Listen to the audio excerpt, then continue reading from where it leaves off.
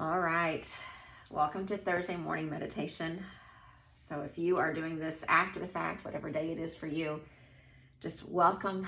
And I am so honored that you are going to spend these few minutes either starting your day off with these minutes of quiet or pulling away from your day during the busyness, or maybe ending your day with this time.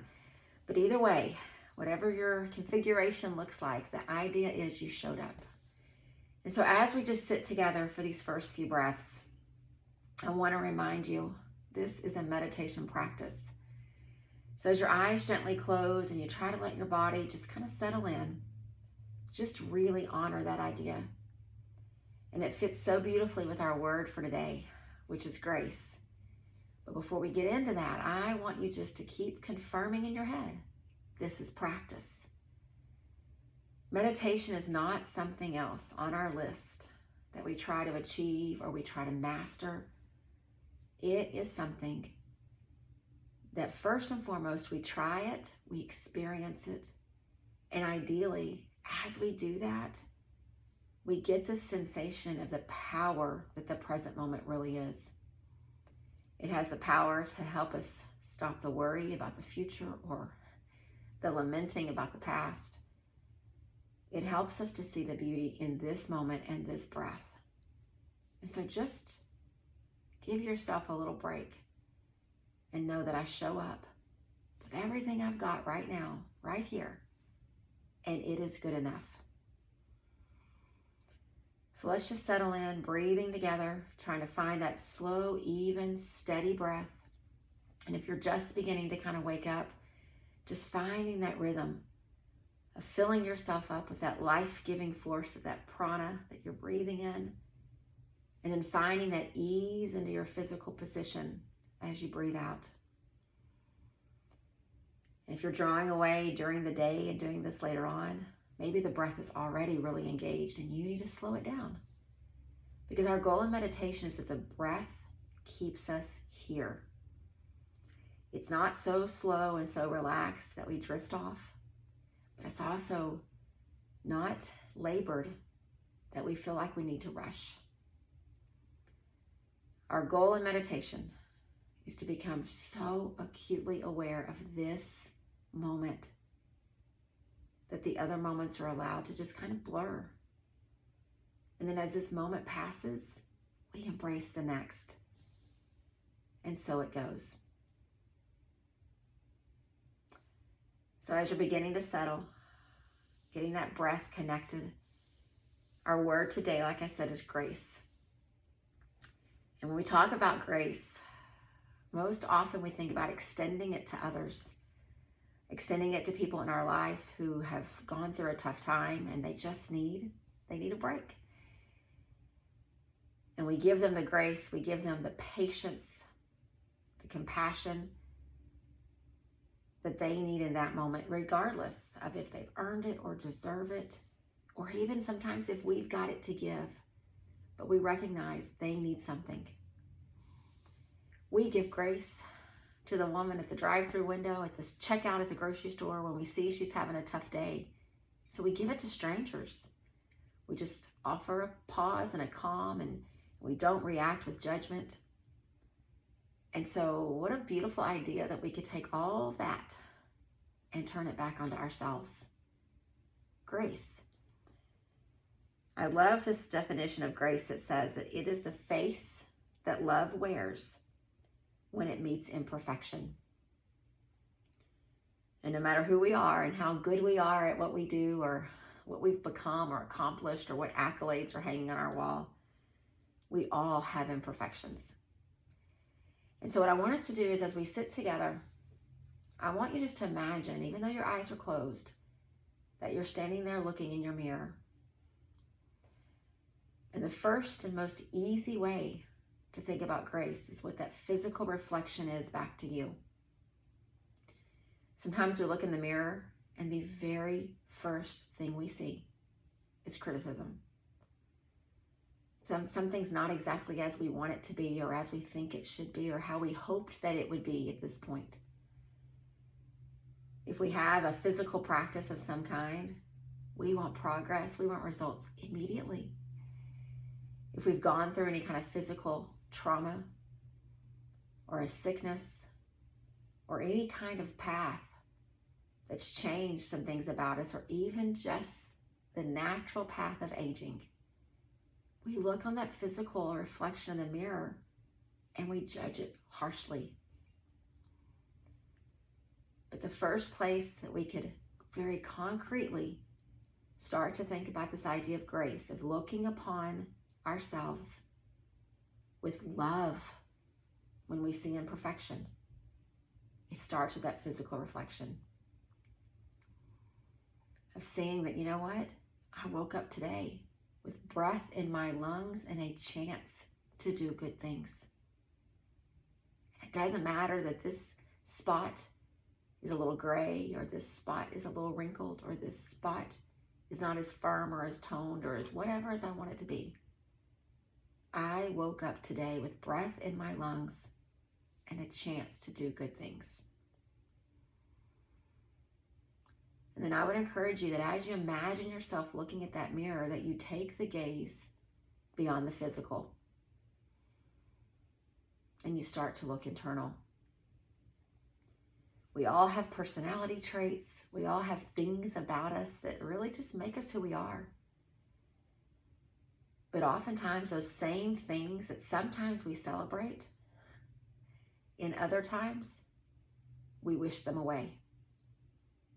We judge them harshly, just like that physical face or that physical reflection. But just think about it. If you can give grace to the woman handing you your lunch through the drive-through window because you can tell she is struggling, and while you want to get frustrated about the time it took or whatever, you don't. Instead, you just pause and you smile and you leave her feeling better than she felt before you got there. So why can't we do that for ourselves? And what our yoga practice teaches us is not only can we, but we must. So grace seems like this thing that we just want to try to attain and try to incorporate into our life and our belief system. But there's actually a part of our yoga system, there's a limb of yoga that says that we must. The second limb of yoga are the niyamas, and it really is about how we treat ourselves. And not just how we treat ourselves when you show up at the gym and you work out physically, but how you treat yourself in what you think about yourself. And in our country, we have so many people suffering from darkness that's settled onto their minds and their spirits. And so much of it is connected to how they see themselves and their inability to love themselves through whatever trial they're going through. But I would encourage you this morning that when you can begin to truly look upon yourself with love, with this idea of grace, the lighted path to get through these trials will begin to appear. The trials will not go away. The imperfections will not leave. They're just part of living this human existence. But our ability to navigate them will be drastically affected by the way that we love ourselves through it. So as we sit together quietly for these next few minutes, I don't want you to feel guilty about how you've thought about yourself or how you've seen yourself in any of the moments before this one. But instead, I want us to be present and in this moment, love ourselves without condition. And then when this moment passes, let's do it again in the next. And if we can approach each moment with that kind of mindset, the magnitude of all the trauma and the disappointments and the backward steps in our life will not seem nearly as insurmountable as they do right now. So breathe in deeply. Fill yourself up with all that beautiful, beautiful prana. And then exhale. Find release in your body. Inhale again. Exhale, release. And as you inhale this next time, inhale grace for you as I will inhale grace for me. And then exhale the judgment and the criticism. And so for these moments of quiet, just make that your focus. I inhale grace and love. I exhale judgment and frustration and disappointment. And let's just sit and see if our perspective can shift.